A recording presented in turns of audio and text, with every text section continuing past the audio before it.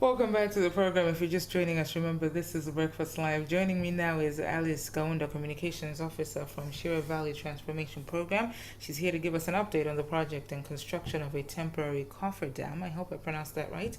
At Kabijiro, we're talking on the sidelines, so if you found me laughing, that's the reason why. Well, good morning to you, Alice. Good morning. And welcome to the program. Thank you so much. Maybe bring us up to speed on what exactly Shira Valley Transformation Program is and what it does.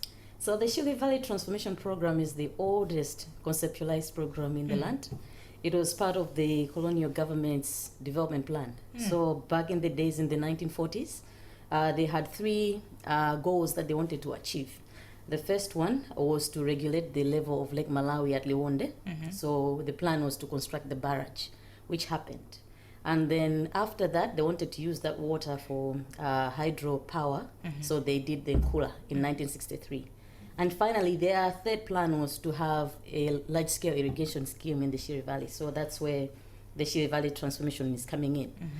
But as a country, we've been undertaking studies for over 80 years until 2018 when this happened. So we had to look for a contractor who is conversant with construction in sensitive areas, large-scale infrastructure. So the project was launched in March of 2020, and then construction started in April of that year. Let's talk about this Kabijira issue. What is the progress on the construction of this temporary coffer dam, as it were? So in terms of the coffer dam, you may recall last year in January you had the Cyclone Anna. So from the Cyclone Anna, the storm damaged our intake and also our coffer dam. But also, because we are constructing at the Kabijira Dam, part of the dam was damaged. So together with a Genco, what we're working on is construction of a temporary coffer dam, but a cement soil coffer dam, which is more, which can be used at least for 4 years, 5 years. Yeah. So in terms of progress right now, we are currently constructing the coffer dam. Yeah. What are the benefits that this temporary coffer dam is going to bring to Malawians? So in terms of the benefits, firstly, like I said, it's to maintain part of the Kabijira Dam which was damaged during the storm.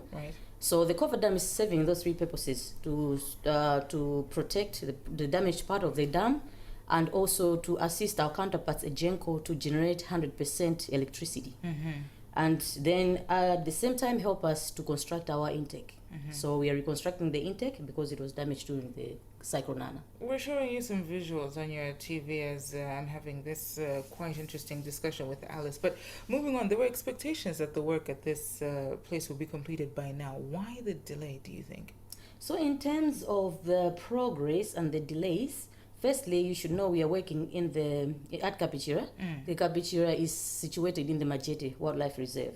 So it was important for us to do the environmental assessments to see if we're not causing a lot of damage to the environment. Firstly. Secondly, was also to work on the designs, because we couldn't just construct a coffer dam of this magnitude without designs. We had to do studies. So there were dam experts that came. We had to do the soil surveys. So we had to send samples to the lab, to France, for us to know which would be the right type of soil to use in the CSD coffer dam. So when should we expect this to be ready?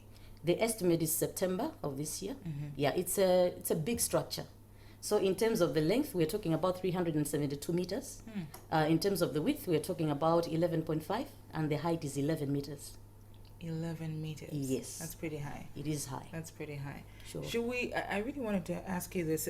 By any chance, did Cyclone Freddy delay the progress of this?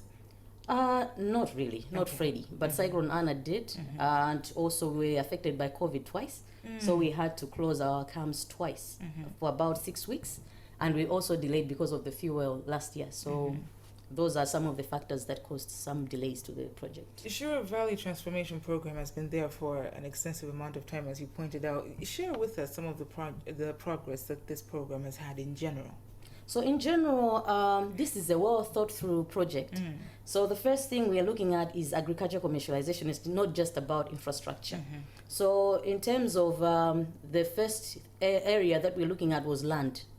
empowering the people to have land. So together with the Ministry of Lands, what we've done was to support the amendment of the land laws, the 6 of them, with the aim of empowering the people to own land. You know the problem with the country that whenever a person has a problem, the first thing you look at is, I should sell my land. So we made sure that we are piloting the provisions of those amended land laws. So in the process, we developed the Chikwawa District Physical Development Plan and the local land use plans.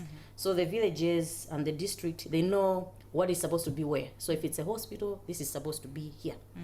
In the process also, we developed the urban structure plans. So we are looking at urbanization of Chikwawa, Boma, Ncharo, Ngabu, and then later we'll do Bangula as urban areas. We did the resettlement action plan for people who be affected by the project in the first phase. So we compensated about 1,300 people to the tune of 1.8 billion just for us to construct the canal. Right now, we are Because they had to be moved, is it? There had to be some space for us to construct because this is huge infrastructure. And then right now we are working on the resettlement action for the phase 2 and also the secondary canals. That's in terms of all the land issues. But we also know that the farmers will consolidate land. We are not looking at small parcels of land or individual parcels. We are not looking at that. We are looking at commercial farming. So when we're talking of mega farms, we are talking of the Shire Valley transformation because in the first phase, we are looking at 13 mega farms, of which the minimum is about 400 hectares and the maximum is about 1,600 hectares. Wow. Yeah, so what we have done with the Ministry of Lands was to adjudicate and demarcate the land parcels. So far we've done 44,328, of which the majority landholders are women. So we're talking about 14,204 women owning land in the first phase. So in the first phase, we're looking at 10,211 hectares. And then for the second phase, we've done so far 19,000 land parcels, of which we're looking at 13,000 hectares. But mostly in the second phase, it's men. So 10,531 men have land in the second phase, and 8,955 women have land in the second phase. In the second phase. Yes. Let's talk about the challenges. You pointed out Cyclone Anna. You spoke about the COVID pandemic. What challenges do you think the project has faced? I've talked about the few. I've talked about COVID and also Cyclone Anna. But also sometimes during our work, like I said, we do compensations. So sometimes when you're doing construction works, you find that you're supposed to have bolo pits. You're supposed to have places where you can dump soil. So the cars are passing. So the communities say, okay, you have to compensate. So you just have to make sure that you have the resources to do that. So yeah, sometimes it becomes a little bit of a challenge because how do you know, how much do you know that you're going to spend on such issues? Or is it you meet them head on when they happen? No. We have to do assessments. Okay. So together with the Ministry of Lands, we have to measure the area of land that we have affected and then compute. So sometimes you find that you have a lot of people that you're supposed to compensate. And it's a process. Let's talk about the farming issue. When should farmers expect to start irrigation using the infrastructure that you're putting up? So in terms of the intake, where we are taking the water at Kapijira, what we're supposed to do is to reconstruct. So the designs are done. We are currently doing the final reviews. And then after that, we will not wait. Our contractor will start. So we are expecting at the end of next year to start our irrigation activities. We were supposed to start this year, but because our intake was damaged, so we didn't have a choice but to redesign the whole thing because even the working conditions have changed. Before I let you go, Alice, is this the way to go, irrigation? If Malawi is to go anywhere, if Malawi is to progress, irrigation is it. And mega farms are it. You look at the situation in Karonga, for example, no rainfall for, not enough rainfall this season. If irrigation was something that they were utilizing, I think that would have been, it would have still been possible for them in Jijewa. Yeah. So I just wanted to get your take on that, the irrigation issue. For me personally, I think I have to say it in Chichewa too. Ulimeotilira is the way to go. If we are to progress, then mega farms are what we're supposed to do. Yeah. We should remember that majority of the land that we have in Malawi belongs to the people. So we have a lot of customary land. So if we can adopt the concept of people working together in organized groups, for example, cooperatives. In the Shire Valley, we have cooperatives for the blocks.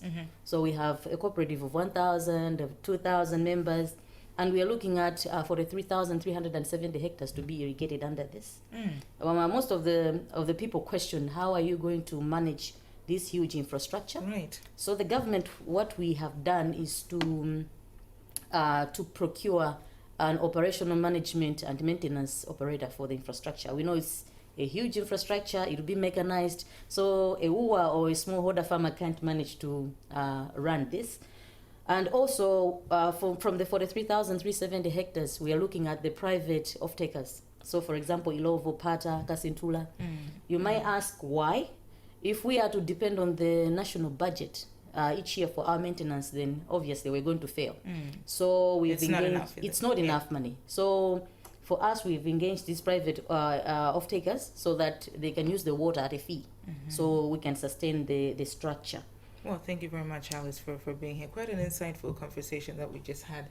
Alice Kaunda, Communications Officer from the Shire Valley Transformation Program. She was here to give us an update on the project and construction of a temporary cofferdam at Kapijira. I'm sure you've been able to see the visuals live on TV. We'll be back with more Breakfast Live after this.